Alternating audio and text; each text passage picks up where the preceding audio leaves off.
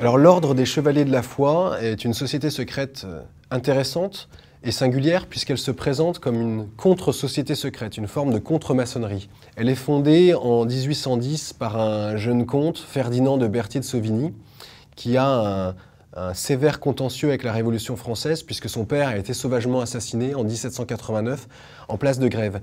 Et il va se jurer avec son frère et d'autres amis de jeter à bas l'héritage de la Révolution française qui à ce moment-là est prolongé par Napoléon, l'empereur des Français. Et deux objectifs, faire chuter Napoléon et restaurer la monarchie.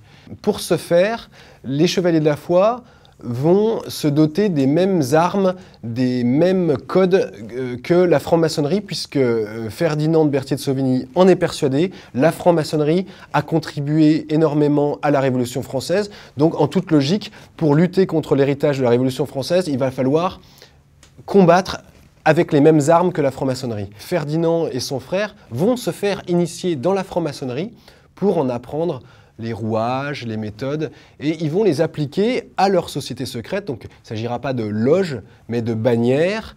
On aura des sénéchaux, des chevaliers, des écuyers, enfin toute une hiérarchie qui va se calquer sur la hiérarchie maçonnique et qui va œuvrer à des buts à un but radicalement opposé, puisque à cette époque, même si la franc-maçonnerie est divisée, elle est considérée comme un des protagonistes de la Révolution française. Donc c'est pourquoi les Chevaliers de la Foi vont être considérés comme une forme de contre-franc-maçonnerie.